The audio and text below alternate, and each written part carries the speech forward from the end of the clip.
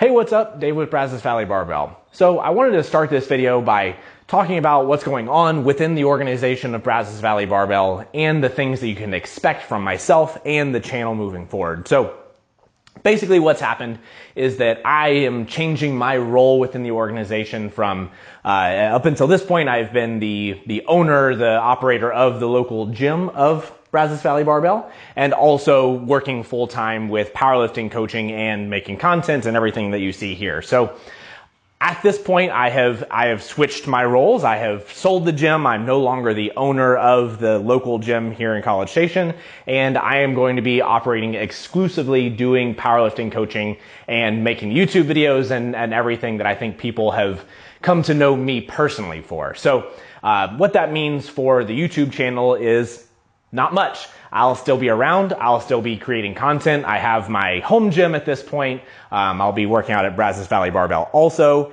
but I think there'll be a better opportunity for me to consistently be making videos and hopefully improve the stuff that I'm doing with a little bit more time. Brazos Barbell, the local gym, is now owned by somebody else. So if you're a member at the gym, that means good things. It means that you're going to have somebody else who is passionate about driving the business and making it better, and hopefully we'll be seeing very positive change and growth there. What that also means is that there might be some new people on the YouTube video or the YouTube channel. So one of the main people that probably will be popping up from time to time is a guy named Philip Scruggs. And most of you probably are already aware of that name just by the videos that I posted during my adductor injury. So Phil is one of the new owners of the gym, and he was the PT that helped me get back 6 weeks after tearing my adductor. I ended up setting a PR total at Raw Nationals, and Phil is the man behind the magic there. So he'll probably be posting some videos from time to time, more rehab kind of stuff.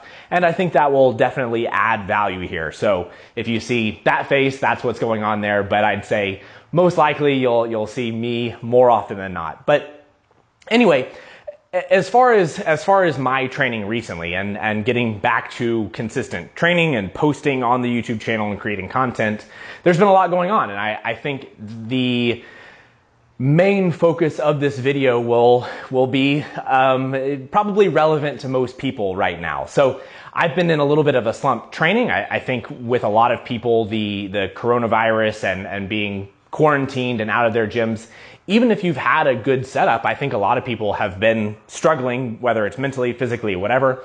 In my case, it was maybe a little bit of both, but there were definitely some physical complications going on with my training.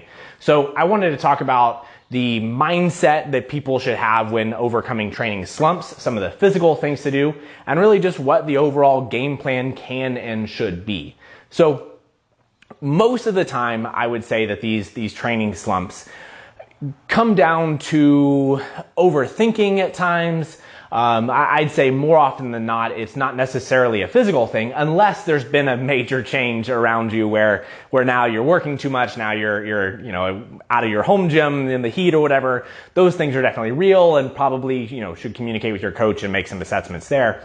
But under normal circumstances, if your training is running along as usual and then all of a sudden things are having difficulty progressing and you can't really figure out why and you're getting frustrated, I think there are some steps to take. So most of the time we'll fit these into one of two categories. So the first category would be that you do have a physical issue. We'll say an imbalance, that is a word I don't really like, a movement deficiency. Let's say something like you're not bracing well in the squat, or you're losing position, you're breaking the floor poorly on deadlift, or something like that. Something that is absolutely holding you back.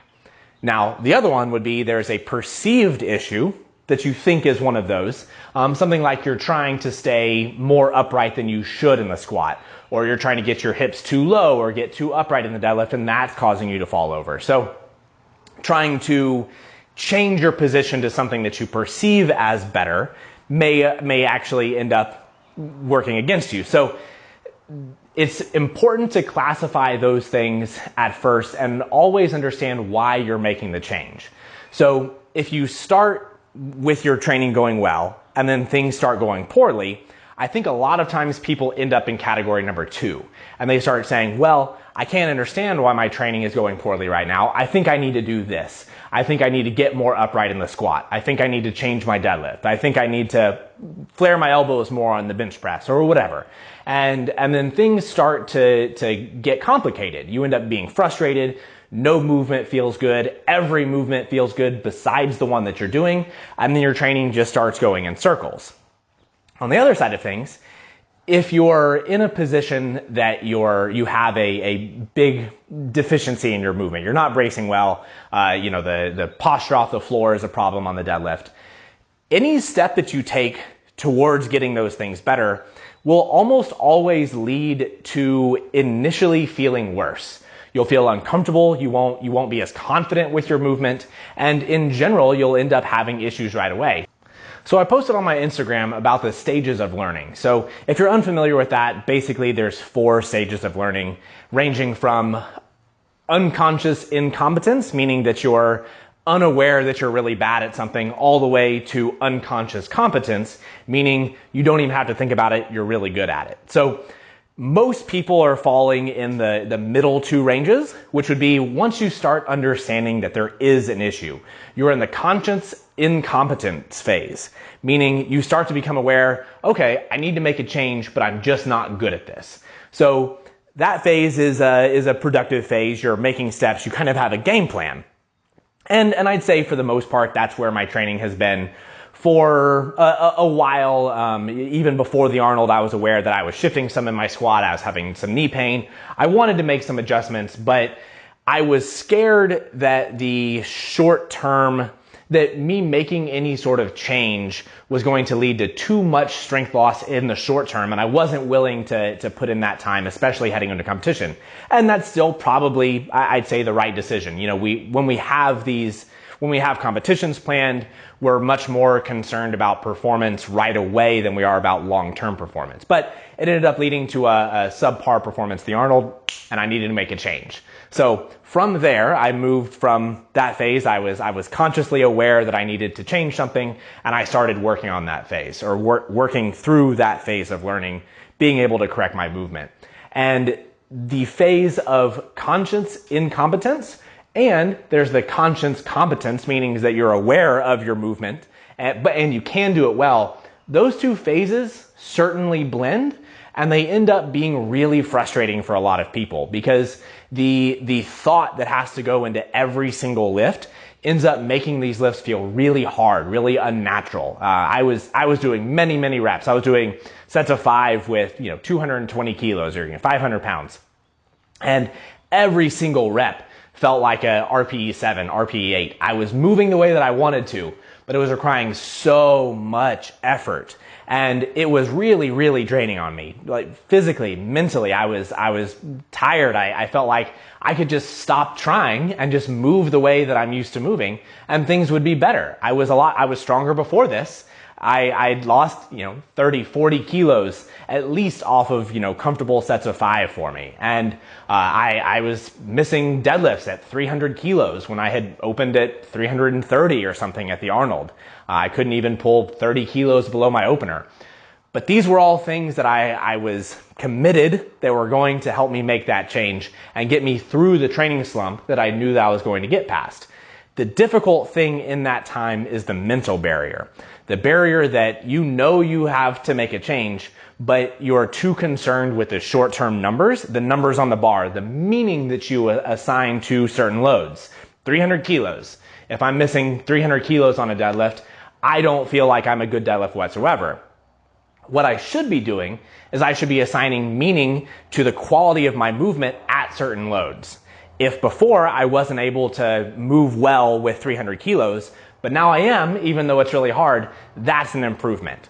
One of the things that I always tell all of my lifters to get back to really good training is that we need to replicate the training that you are doing, not replicate the numbers, not replicate the actual results. And that ends up being the hard part, to where people look at their training, they look at the numbers they were hitting, and they say, man, I used to squat 260 kilos easily, and now I'm really struggling. We said, sure, but you started off those blocks consistently moving well, building your confidence, getting those things going, building momentum to the point where at the end of the block, you were hitting these really good numbers.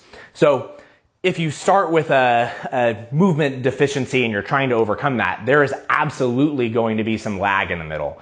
You're going to be frustrated. You're going to want to stop. You're going to want to switch back to the things that felt better.